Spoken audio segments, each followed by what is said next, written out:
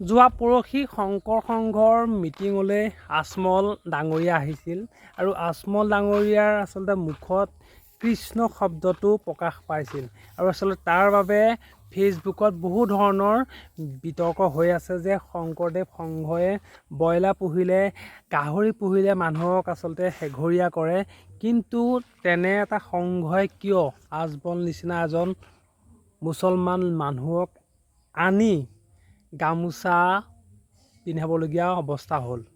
মানে শংকৰ সংঘয়ে আজমলৰ পৰা বহুত পইচা উঠাইছে আৰু সেইবাবে আচলতে আজমলক মাতিবলগীয়া হৈছে। আচলতে সেনেকৈ বুলি কিছুমান কথা ওলাইছে, কিন্তু এতিয়া মই এটা কথা কওঁ, আচলতে মানুহৰ হিচাপে যদি আপুনি চাবলৈ যায় তেতিয়াহ'লে তাত কোনো আচলতে মুছলিম হিন্দু বুলি কোনো কথা হ'ব নোৱাৰে।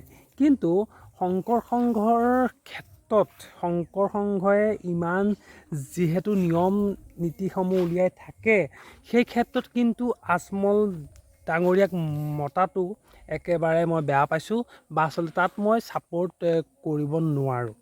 যোৱা অলপ দিনৰ আগত আচলতে আজমল ডাঙৰীয়াই স্পষ্টকৈ কৈছিল যে যদি গুৱাহাটীত মিয়াই কাম নকৰে তেতিয়াহ'লে গুৱাহাটী আচলতে কবৰস্থানলৈ পৰিণত হ'ব। আৰু যোৱা আচলতে দুদিনৰ আগত তেওঁ আচলতে কৈছিল যদি অসমীয়া ল'ৰাই মিয়াৰ আচলতে ভৰি ধুই পানী নাখায় তেতিয়াহ'লে অসমখন ধ্বংস হৈ যাব। আৰু এনে এজন আজমলক আচলতে কেনেকৈ শংকৰ সংঘই গামোচা পিন্ধাবলগীয়া অৱস্থা হ'ল। যিজন আজমলে অসমীয়া ধ্বংস কৰাৰ আচলতে স্পষ্টকৈ মুকলিকৈ প্ৰকাশ কৰিব পাৰে, সেইজন আজমলক কিয় শংকৰ সংঘৰ দৰে এটা ডাঙৰ অনুষ্ঠানৰ মাজত আমাৰ অসমীয়াৰ স্বাভিমান গামোচাখনক আচলতে অপমান কৰা হ'ল, ইও এটা আজিৰ দিনত ডাঙৰ প্ৰশ্ন।